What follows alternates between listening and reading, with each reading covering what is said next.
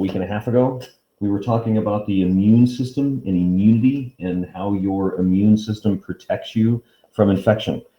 So we talked about a protein called an antibody. Okay, so antibodies are not alive. Antibodies are Y-shaped proteins that are produced by your immune system. Okay.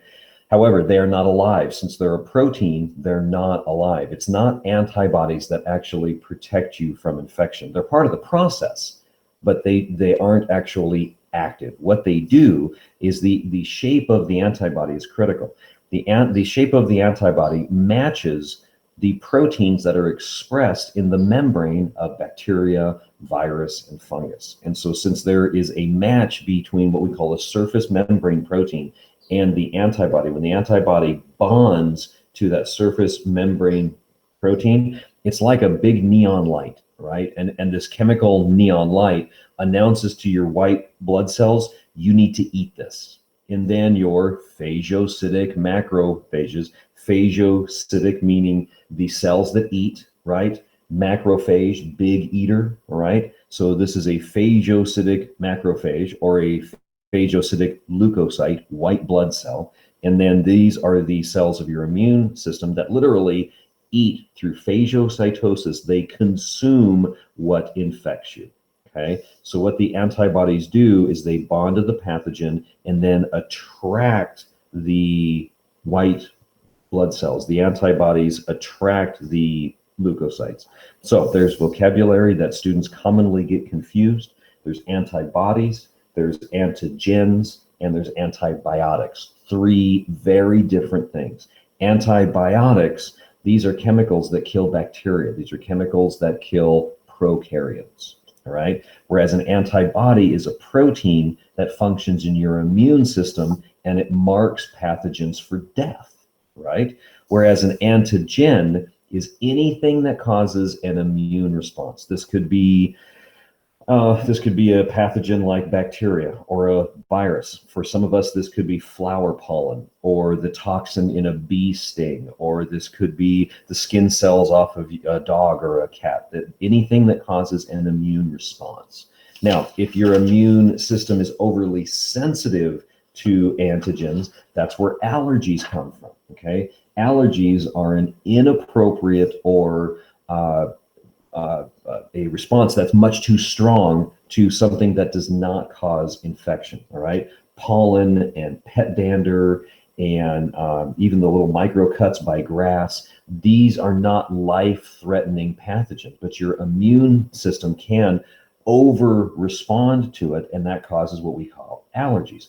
So as these antigens come in through your orifice, come in through your eyes or your nose or your mouth, it'll make you cough. It'll give you a sore throat. It'll make your eyes water as the lacrimal gland produces lymph.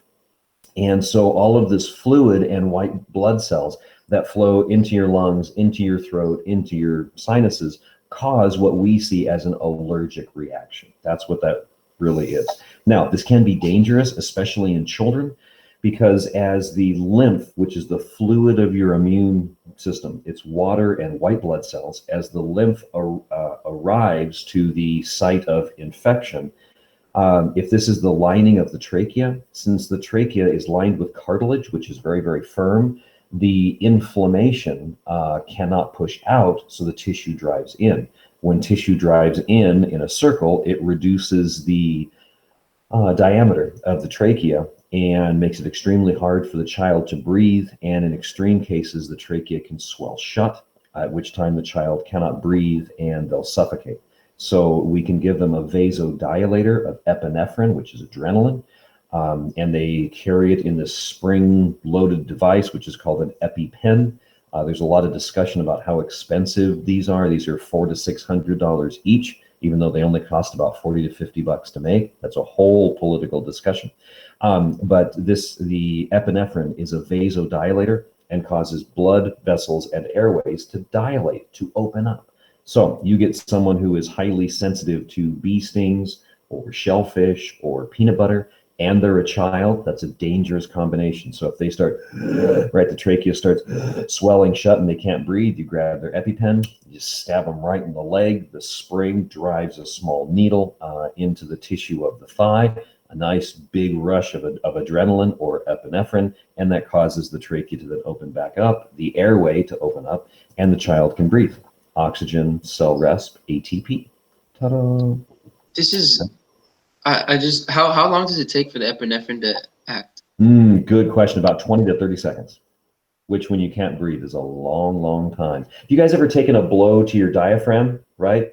Called getting the wind knocked out of you, and your diaphragm cramps, it spasms, and you can't breathe? Have you had this experience? Right? Yeah. It only lasts for 5, 6, no more than 10 seconds. Okay. Imagine having that sensation for a minute or a minute and a half. It's terrifying. Okay. So the EpiPen, 20, 30 seconds, and they'll start feeling it. Within 3 to 4 minutes, that airway is wide open. And now you've got a kid who's flying high on epinephrine. But I'd rather have them running around and being excited and hyperactive because of the adrenaline boost versus suffocating me. It's a no-brainer. Yep. And it's interesting because when I was a kid, man, peanut butter was everywhere. They would have it. I mean, it was a staple in elementary school. And when Em went to elementary school, man, peanut butter was a major no-no. There's no way that you could bring peanut butter to school. It's really interesting. All right, so that's 3C. Now, what's cool about 3D? 3D isn't a question that we write out at all. We will write a cascade. But 3D is all based on two figures. So it says the production of antibodies by lymphocytes. These are just white blood cells, right? So the production of antibodies by white blood cells in response to particular pathogens give us what's called specific immunity. Okay, we are immune to specific pathogens. Then outline the differences between primary and secondary immune response. This content is just so relevant because our species is not genetically immune to the form of COVID that's spreading through our population right now. It is what's called a novel virus. So there has been a new mutation to that virus. Our immune system doesn't recognize it, so we have no defense. And there's only you only get the production of antibodies one of two ways. Do you know the two ways that you make antibodies? Vaccines or by getting? Yep. You either get sick and make it the old-fashioned way, or vaccines. Okay. So there is this whole discussion now that we need a vaccine for COVID, right? Because we don't have the antibodies against that virus. What group do you notice is very interestingly quiet right now?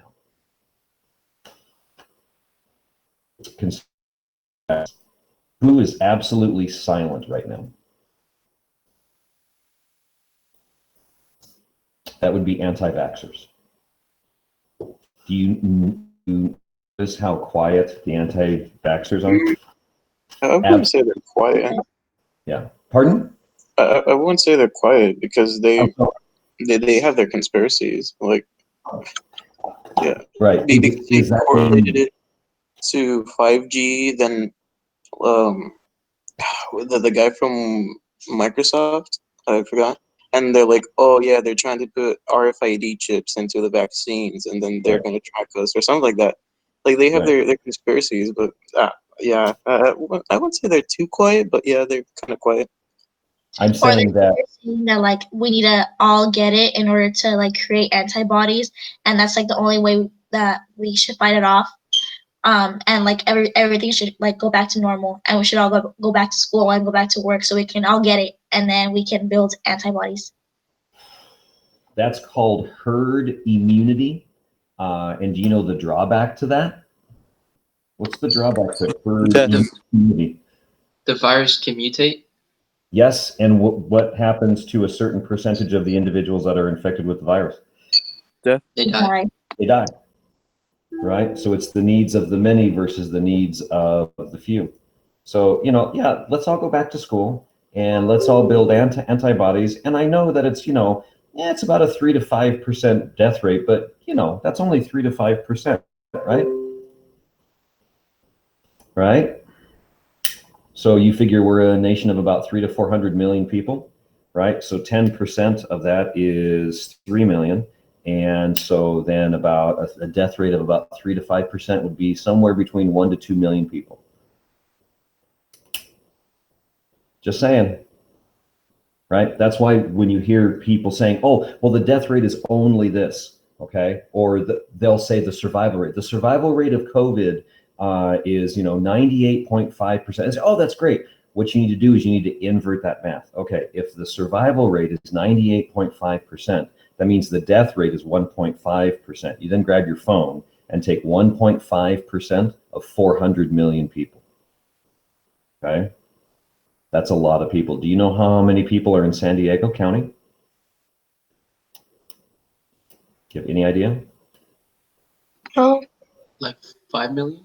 Right, it's right around 3. Okay, so if COVID only has a death rate of 1.5%, that would be every single human being in San Diego County, all of them, dead and in the ground. That's what you're talking about. Okay, so when you hear people talking about survival rates, always do the math the opposite way. Unfortunately, be the pessimist and say, all right, I understand that 98.5% sounds really good if you're dealing with a small population. Okay. Also, the data on children and teens is now starting to come out because there was this misconception that it only affected old people. The death rates were higher in older people, but since the children were all home in school, home from school, they weren't being exposed. But what are a lot of states doing right now with children? They're sending them back to school. Okay, so we're now starting to see infection rates increase in children, in elementary school children and teens. However, there is no increase in Florida. Do you know why? They don't report their deaths. That's exactly right. They don't collect the data. Okay, so you talk about TOK, man. TOK, you are living in a TOK environment right now. You have to listen to what people say. When they say the infection rates and the death rates in places like Florida have not increased, the follow-up question has to be, are you reporting the cases? Are you collecting the data? Is that legal to like not report deaths? It is legal. It used to not be legal. It is now legal when the federal government issued an executive order that told the CDC to stop collecting that data. That happened about May. And who signs an executive order? President. That would be the president. Correct. So is it illegal to not collect the data? Not anymore.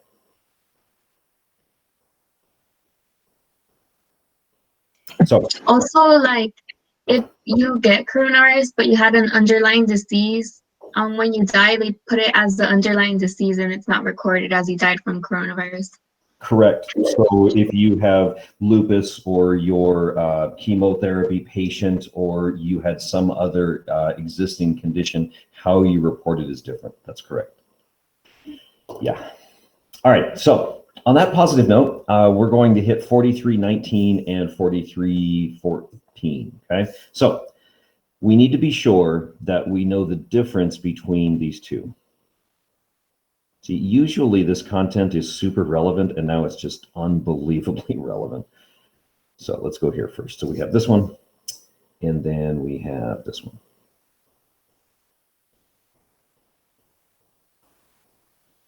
So there's a primary and secondary response. So this is going to be primary response.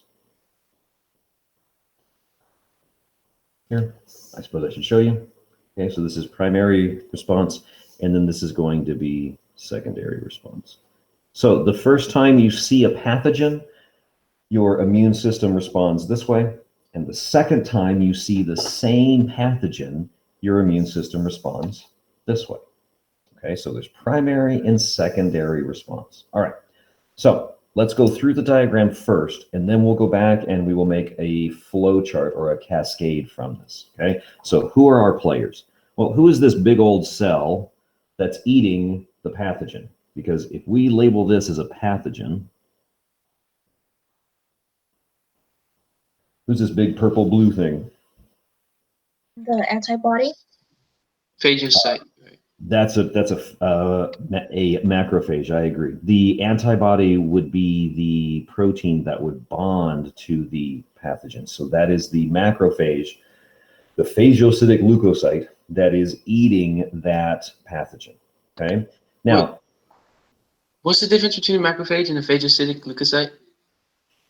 Phagocytic leukocyte is a large class of cells, and macrophages are one type of phagocytic leukocytes. So all macrophages are phagocytic leukocytes, but not, I guess I was done with that, but not all phagocytic leukocytes are macrophages.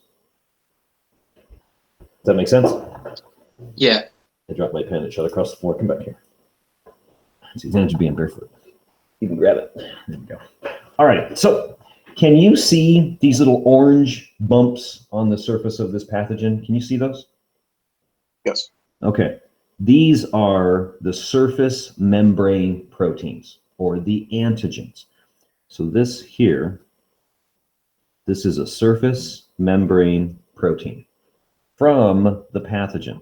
So what happens here is when the macrophage eats the pathogen, the macrophage saves the surface membrane protein. And these surface membrane proteins are what identify all viruses, all animal cells, all plant cells. It's the proteins that stick out from our plasma membranes, identify our cells.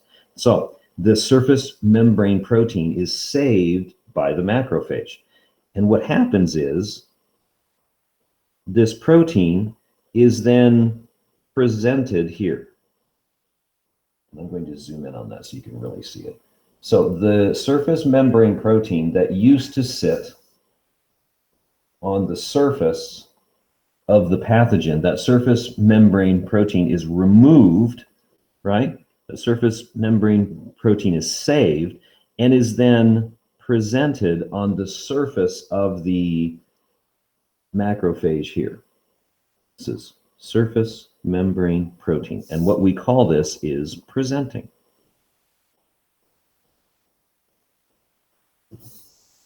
Okay, so the surface membrane protein from the pathogen is presented to this cell. And this happens to be a type of white blood cell called a T cell. And what the T cell then does is the T cell makes a receptor whose shape matches that surface membrane protein. And it then takes this message over here to another cell, another white blood cell called a B cell. And so what this T cell does is this T cell helps carry the message from the macrophage to the B cell. So we literally call it a helper T cell.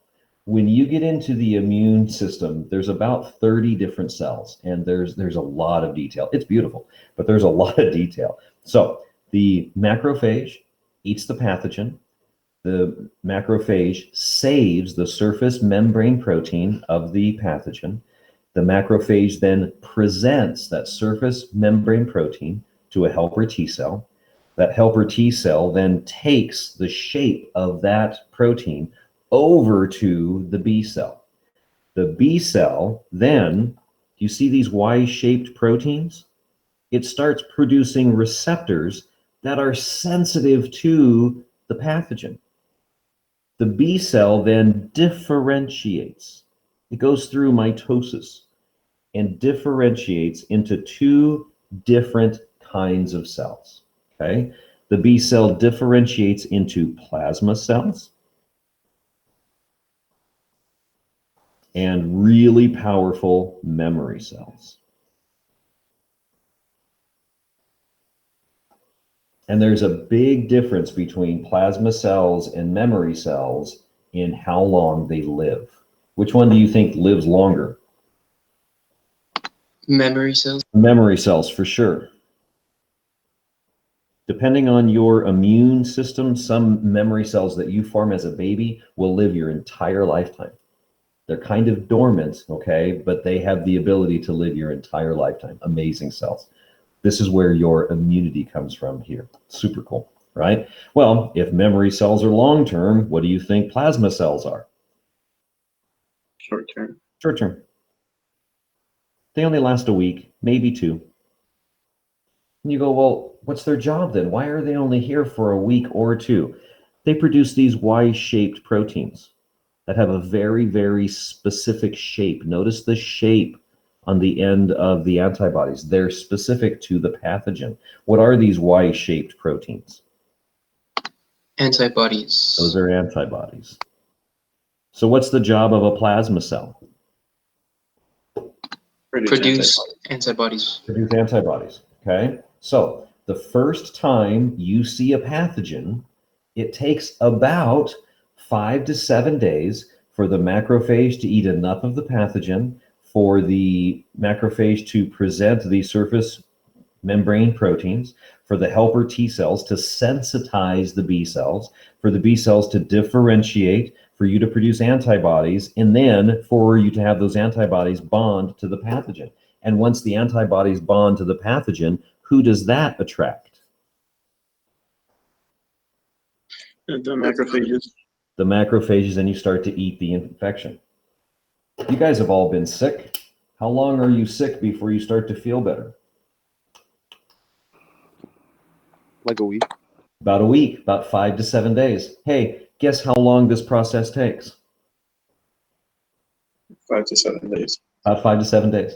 The reason why you start feeling better is you finally form plasma cells. You start producing antibodies at just an astronomical concentration, right? And then that then marks the pathogen for death. Hey, I feel a little better. I feel better. And each day you feel better. Why do you feel better every day? Because the macrophages are eating more and more of the infection that's growing inside of you. And so it's called your load, the viral load or your viral concentration is decreasing.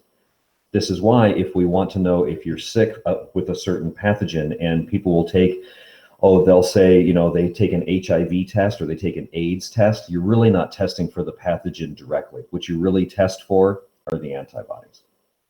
Okay, so this is primary response. This only takes, this only occurs with a pathogen that your immune system has not seen before, and this takes on average about 5 to 7 days. It actually takes longer the more that you age. So do the antibodies produced by the plasma cells in those 2 weeks, that's what allows immunity for the rest of your life? Or this is what provides lifetime immunity. Okay, which I'm going to grab onto that question, because that is exactly what this is all about. Okay, so before we get on to this, are you comfortable here? Yes. Okay. Wait. Shall we? Yes. The B cell. So what is it exactly? Does a B cell do to sensitize? That's the verb you use, to sensitize the virus or the pathogen. So no, the helper T cell, it's called sensitizing. Okay, so there is so much more biochemistry to this. The B cells, if they are unsensitized, their surface membrane proteins are not specific to any pathogen. Once the helper T cell exposes the B cell to a specific surface membrane protein, that sensitizes the B cell, and the B cell starts producing its own surface membrane proteins that are sensitive to that pathogen. So originally these are blank, and then they are sensitized by the helper T cell. Okay. Okay. Do you think I'm glossing over a lot of content here? Yes. Yes. You think there are whole college classes that talk about this one handout? Yes. Okay. There's a lot of detail here. The introduction here is very similar to the introduction to soccer, right? What we're saying here is like, here's the ball. You kick the ball into the goal. Don't use your hands. Those are the fundamental rules of soccer, right? There's, of course, a lot more to soccer than that, all right? There's a lot of biochemistry here and here and here, and holy cow, right there. right? And also here. At the same time, is that important to know right now? No, okay? I want you to have a very broad understanding that when you are exposed to a pathogen that your immune system has never seen, there's a step-by-step cascade. Macrophage, presenting, helper T cell, sensitizing the B cell, then differentiation into plasma cells, short-term, memory cells, long-term. If you get that cascade, you're money, okay? And that's what we need to write now. So this is going to be the primary response. So this is going to be the primary immune response. So just like blood clotting, okay, this is a step-by-step process. All biochemistry is a story. So let's break it down to its steps. So the first step is infection by a pathogen.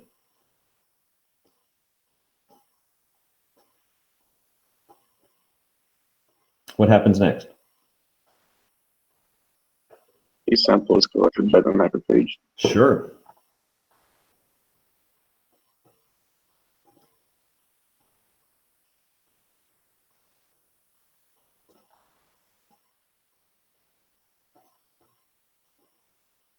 Cool.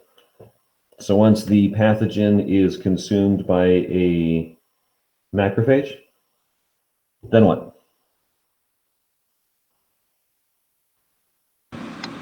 It transfers to T cell. Oh. Pardon?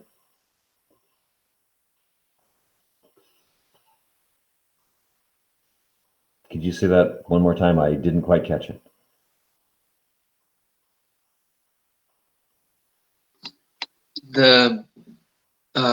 It's transferred to the T cell, the Yes. antigen. Sure.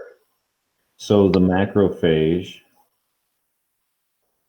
saves, when you said it, saves the surface membrane protein of the pathogen.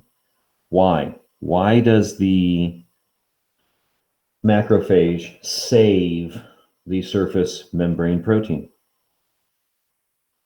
What does the macrophage do with the surface membrane protein? Attaches it to a B cell or a T cell? Yeah, the T cell, you bet.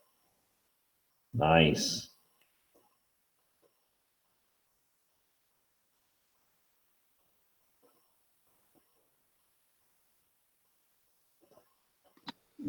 Would an antigen be the surface membrane protein of the pathogen or the pathogen itself? The antigen is the surface membrane protein of the pathogen. That's actually what we respond to. Cool. So the helper T cell. What does the helper T cell now do?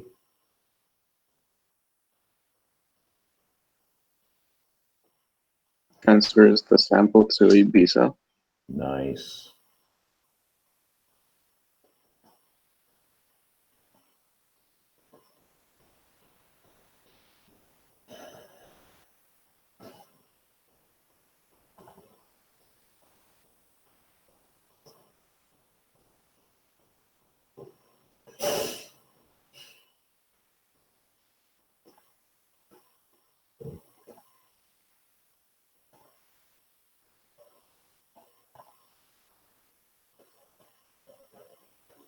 So the B cell is now sensitized to the surface membrane protein. All right. That then stimulates the B cell to do what?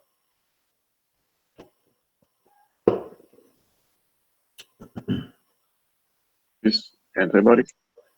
Yes.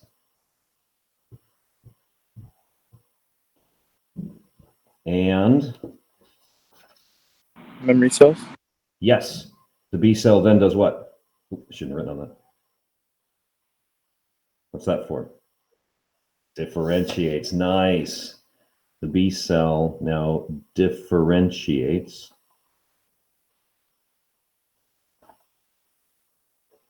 into two different kinds of cells. Plasma cells and memory cells.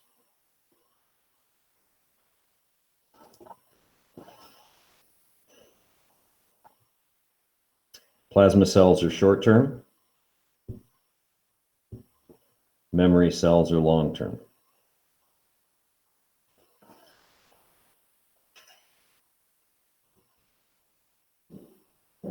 What's the whole job of plasma cells? Produce antibodies.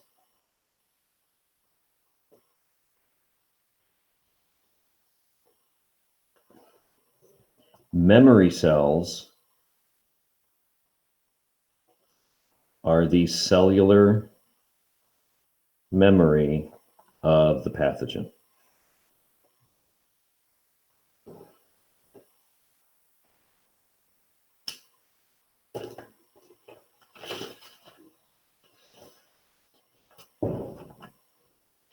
We'll back off on this.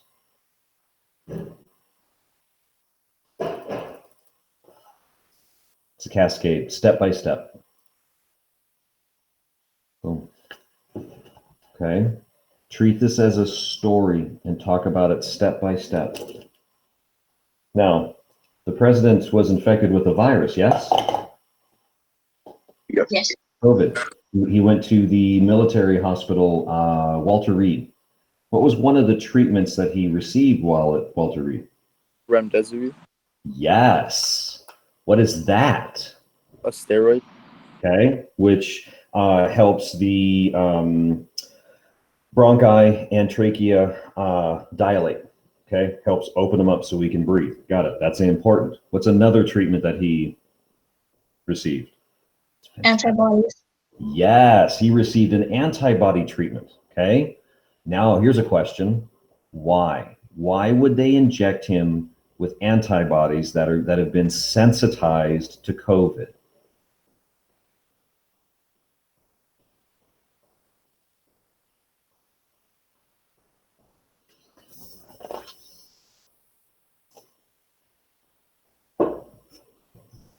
Wouldn't it be so his body would know that he already had the virus? Correct. Okay, so here's COVID. COVID is a virus. We'll talk more about viruses on Thursday. Do viruses have surface membrane proteins? Yes. Sure. Could his doctors have waited the 5 to 7 days for primary response to happen? Yes. Could that be dangerous for a person his age? Yes. Yes. Okay. His lungs could fill with fluid. He could suffocate and die. So to prevent that, they gave him a steroid. The steroid is an extremely strong vasodilator, opens up his airways, allows him to breathe and do cellular respiration for ATP. Super important. All right. So now he can breathe. He can make ATP. Good news. All right. But we don't want to wait 5 to 7 days for this process. Right? This takes 5 to 7 days. That's dangerous for a person who's unfit and 75 years old. So how do you shorten this process? You go straight to what? The antibodies. The antibodies. You then provide his immune system with antibodies that are sensitive to COVID surface membrane proteins.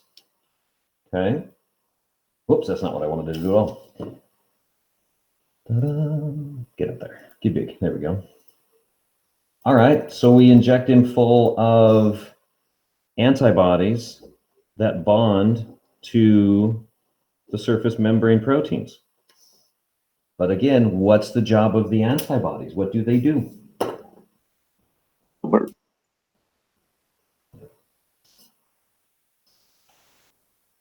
What do they? Yes, they attract whom? Or actually, I should say what? Macrophage. Macrophages. Thus, his immune response is extraordinarily fast. Really, really quick recovery. 3 days. Wow! How's that possible? Because they took a shortcut through which process?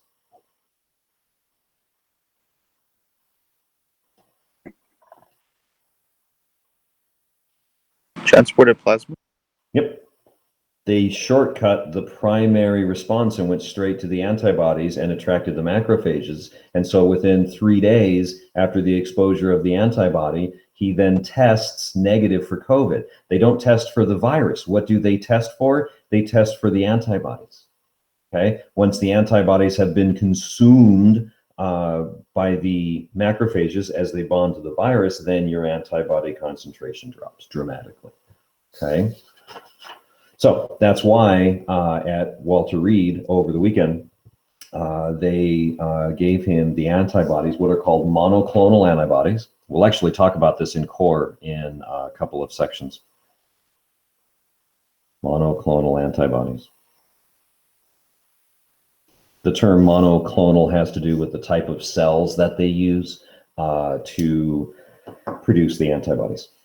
So what you do is you take a cell. The process itself is really simple, and you produce the cell to an antigen, and then this cell produces antibodies for you. The actual process is really simple. However, parts of this are super controversial because what kind of cells are used in certain monoclonal antibody protocols? Stem cells.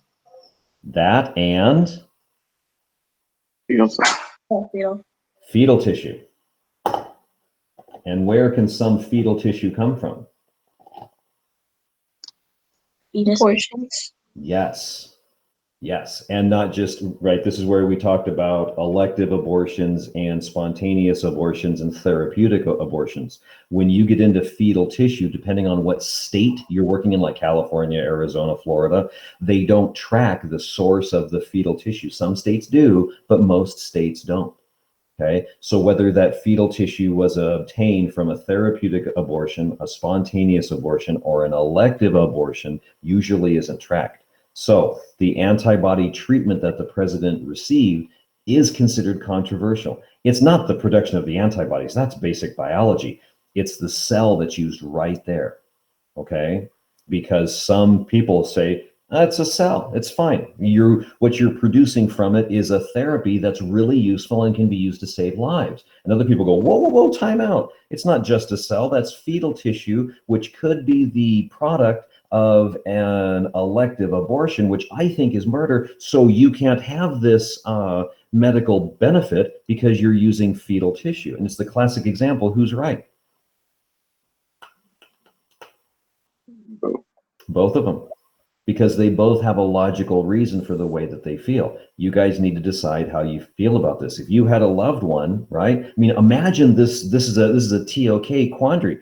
Imagine that you have a loved one that needs this antibody treatment so that they don't have complications and possibly die from a viral infection, but yet on another issue, you are anti-abortion, not anti-choice, anti-abortion. Therefore, you think any of the medical benefits from fetal tissue research you can't have. But my family member or somebody I love is going to die if they don't have that treatment. That's quite a decision. What's ironic is that Trump is like pro-life, and he got injected with what's called like fetal tissues, but Correct. he's very pro-life until it comes to like his life. Correct. In addition to that, in 2018 and 2019, Trump signed 2 executive orders that, guess what, did what to the federal funding of this research?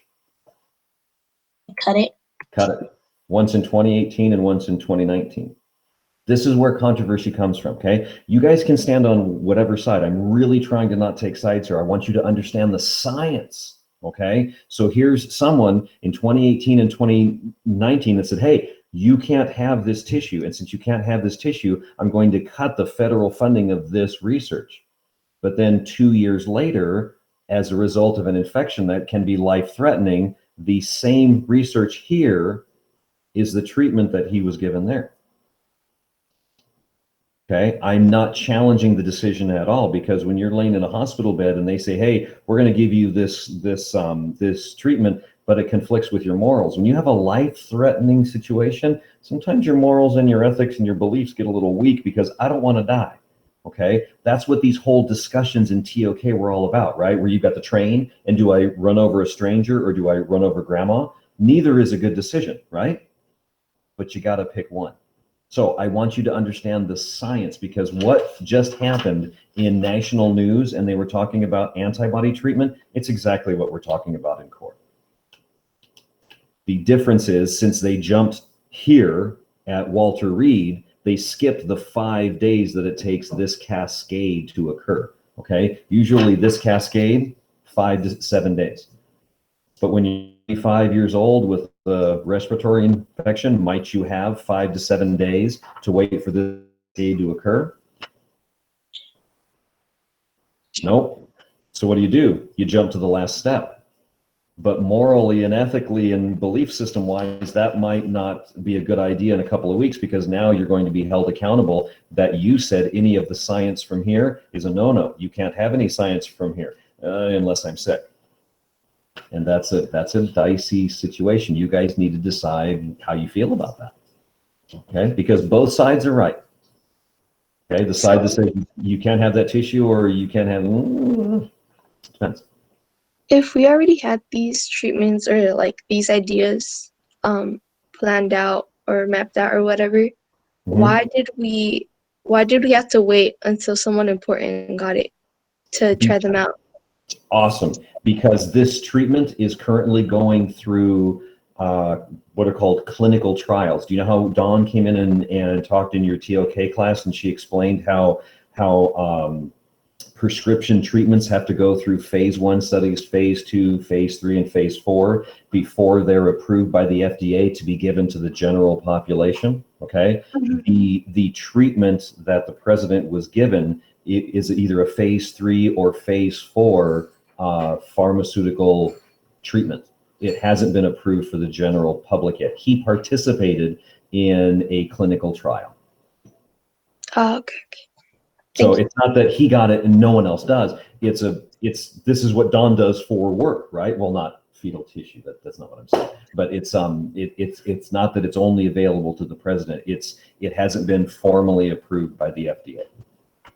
So he was basically like a guinea pig in an experiment. Okay, I understand what you're saying. There's a paper called an informed consent, that before you participate in any clinical trial, you get a multiple page form that lists step by step exactly what they're going to give you, when they're going to give it to you, how they're going to give it to you, possible side effects, everything that they know about the treatment that they're about to give you. And then you sign off and say, I fully understand what's about to happen. I give you my consent. And so they call that an informed consent. It's a really big deal. And that is all the product of the politics behind Henrietta Lacks and the HeLa cells, because they didn't have informed consent when they took her cells and then developed everything that's come from those cells. It's almost like all this stuff is connected. So when you say he was a guinea pig, that they gave it to him like, oh, I hope this works. He was a participant in a clinical trial for a treatment that we think is going to work. However, we haven't tested it on a large enough number of people to ensure that it works fully and effectively, and that we know all of the possible side effects. They also had the leader of the United States who is older, he's obese, he's unfit, and he has a life-threatening infection. So, hey, if you sign this informed consent, then we will give you the antibody treatment. Okay. Even though he cut the funding to that 2 and 3 years ago. See, that's what you have to understand. See, people assume that when you're young, right, and you're a kid, not that you guys are kids, but when you're kids, you think, oh, once I get to be an adult, everything will just all, I will understand so much more and things will be so much easier. And are you understanding that as you're getting older and as you're learning more about the world around you, things aren't simple, that they're super complicated, and there's no such thing as black and white. There's a lot of gray. Do you see that?